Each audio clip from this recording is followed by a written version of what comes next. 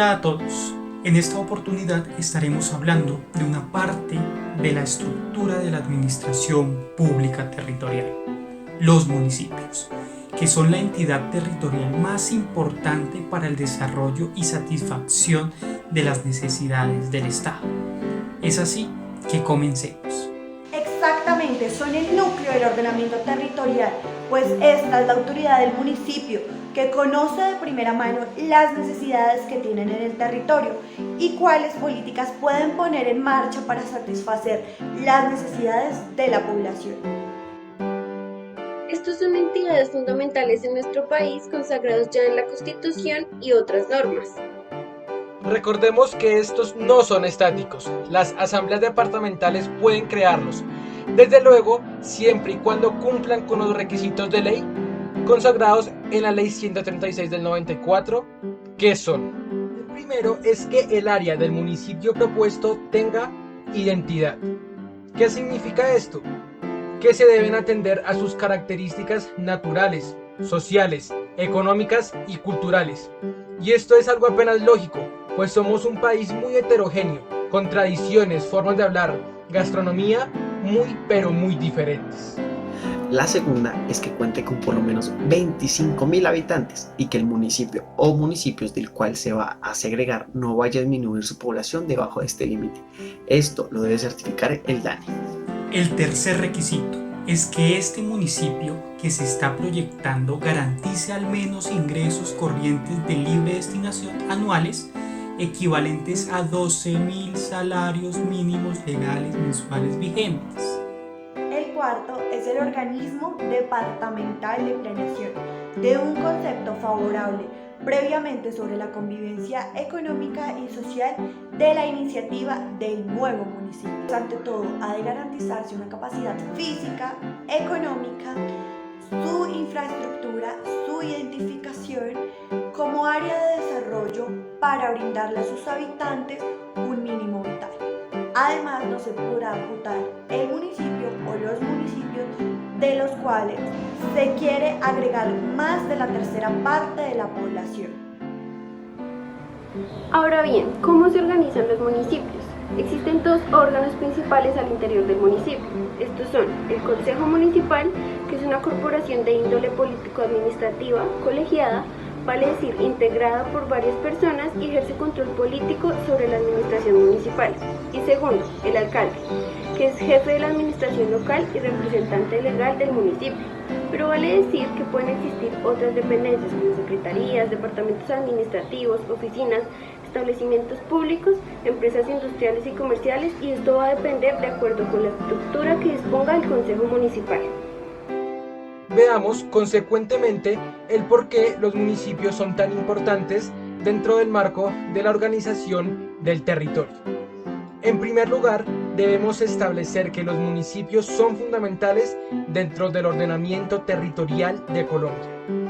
La Corte Constitucional establece que el ordenamiento territorial es una función pública de naturaleza administrativa y sometida a la ley, la cual se encarga de la organización del territorio de las entidades territoriales. Vemos que entonces que el ordenamiento territorial tiene como funciones distribuir las competencias respectivas entre la nación y las entidades territoriales.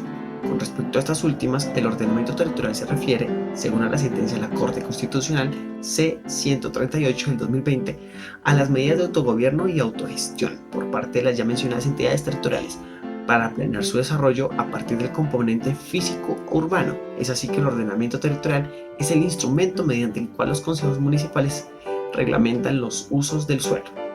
No debemos olvidar que el ordenamiento territorial es crucial para la expedición de planes de desarrollo, que a nivel nacional se trata de Plan Nacional de Desarrollo, y en las entidades territoriales, específicamente con respecto a los municipios, expedir los planes de ordenamiento territorial donde se delimitan los usos del suelo.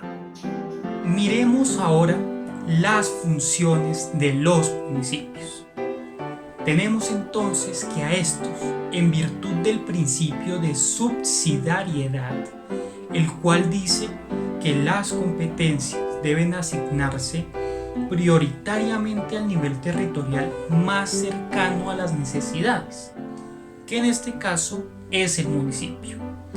Les corresponde prestar los servicios públicos, llevar a cabo obras que demande el progreso local, ordenar el desarrollo de su territorio, promover esa participación comunitaria y desde luego procurar la mejora social y cultural y las demás funciones que asigne la ley y desde luego la Constitución.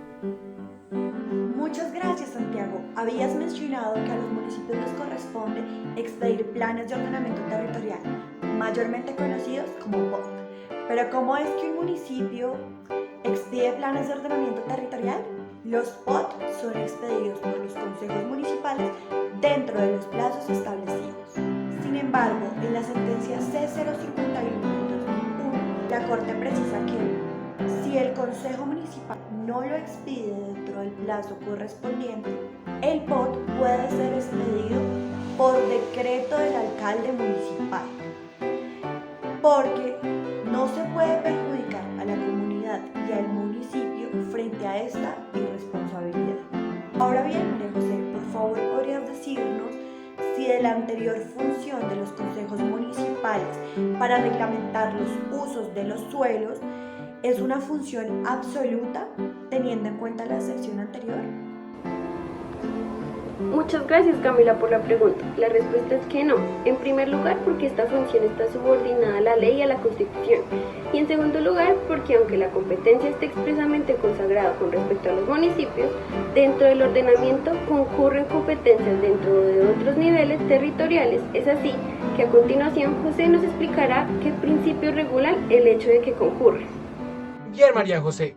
En primer lugar, debo explicar el principio de unidad estatal, el cual dice que las competencias de las entidades territoriales, como ya antes se venía exponiendo, se encuentran subordinadas a la Constitución y a la ley. Después de esto, ahora sí procederé a explicar los principios correspondientes a la concurrencia de distintas autoridades regionales dentro del ordenamiento territorial, consagrados en el artículo 288 constitucional.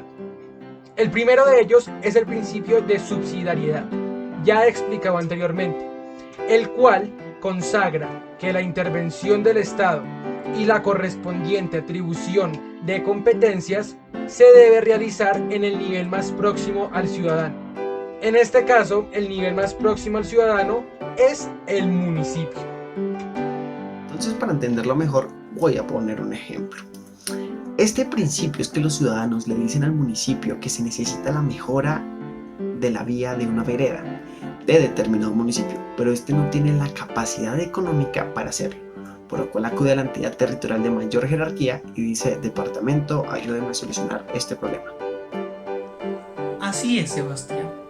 El segundo es el principio de concurrencia, el cual, según la sentencia anteriormente citada, dice que en determinadas materias la actividad del Estado debe cumplírselo con la participación de los distintos niveles de la administración.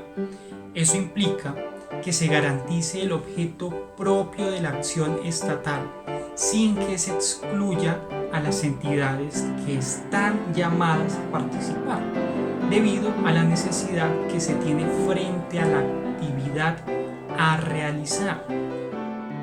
Es decir, que en este principio todos deben trabajar para alcanzar los fines del Estado, pero es importante aportar información al ente central desde los municipios y asimismo manifestarle las problemáticas que tiene la población. Estás en lo correcto. Finalmente encontramos el principio de coordinación, el cual establece, según la sentencia ya citada, que las competencias concurrentes entre distintas autoridades del Estado se realicen de manera armónica, para que así la acción de cada órgano sea complementaria a la de los otros, parta de lograr los fines del Estado. En el principio de coordinación, lo que se busca es que el municipio, que es el que tiene que responder con base a las políticas públicas que se emanan desde el órgano central, trabaje conjuntamente desde sus respectivas áreas y que aporte para la satisfacción de necesidades y el cumplimiento de los fines del Estado. Muchas gracias, José, por la explicación. No obstante, nos sobra aclarar que la coordinación, por ejemplo, entre el municipio y el departamento o cualquier otra autoridad no comparten nunca un sometimiento jerárquico de este frente a los otros, ni como un control de tutela, ni como una intromisión indebida dentro de las funciones del municipio, ya que, como se ven explicando, hay ciertas actividades que requieren la concurrencia de otras autoridades. Muy bien, de acuerdo a lo anterior, vemos que el principio de autonomía de las entidades territoriales, por ejemplo, en este caso los municipios, deben entenderse como la facultad que tienen las entidades territoriales de la gestión de sus propios intereses, de la administración y gobierno de sus asuntos locales. Por ende, no se puede considerar ni como soberanía ni como autarquía. Por eso mismo es que, como se ha venido repitiendo, cuando hayan intereses nacionales de por medio, se puede intervenir en asuntos regionales. Comencemos con el primer grupo en el cual encontramos la categoría especial. Esto se determina cuando hay una población superior a 500.000 habitantes y que sus ingresos corrientes de libre destinación anuales superen los 400.000 salarios mínimos. Aquí mismo tenemos la primera categoría, cuya población está entre 100.001 habitantes y 500.000 habitantes, e igualmente sus ingresos son superiores a 100.000 y hasta 400 salarios mínimos. Este sería el primer grupo. El segundo grupo, los municipios intermedios, tenemos la segunda, tercera y cuarta categoría.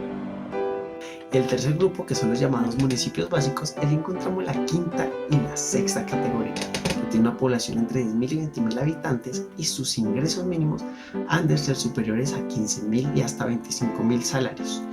La sexta categoría es una que tenga igual o inferior a 10.000 habitantes, igualmente ingresos corrientes que no superen los 15.000 salarios mínimos.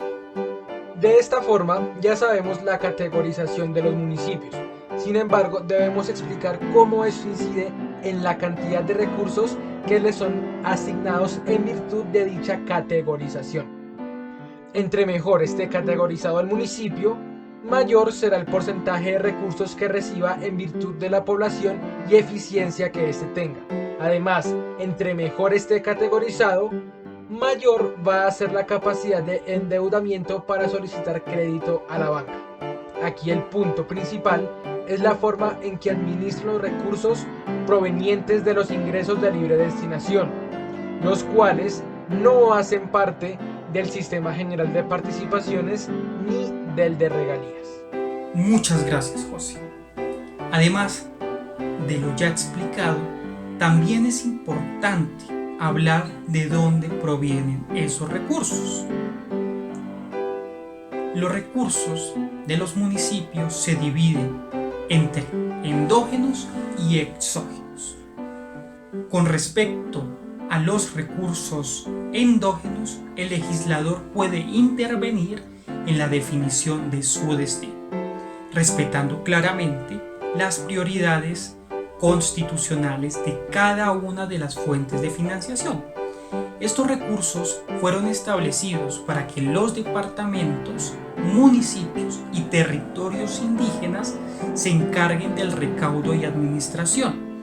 Los otros, los recursos exógenos, ante los cuales el legislador tiene una intervención más amplia, los cuales son controlados, por ejemplo, en caso de la debida protección de la estabilidad macroeconómica, el patrimonio estatal y las regalías, tienen un fin especial, como lo es la salud, la educación y el saneamiento de servicios públicos básicos. ¡Qué interesante! Anoto que mencionaste el tema de las regalías, un tema que es súper importante y que se ha conversado mucho en cuanto a la extracción de combustibles fósiles en los municipios. Así que, José, por favor, ¿podrías explicar qué son las regalías y su relación con los municipios? Las regalías se refieren a la contraprestación económica que percibe el Estado de las personas a quienes se les concede el derecho a explotar los recursos naturales no renovables en determinado porcentaje sobre el producto bruto explotado. Estas regalías constituyen los recursos exógenos de las entidades territoriales, que, primero, no hacen parte de la renta propia respecto de las cuales se ejercen el derecho de propiedad, es decir, los recursos endógenos. Y segundo, los derechos de participación que ejercen entidades territoriales como los municipios se enmarcan en el ejercicio del derecho a participar en las rentas nacionales.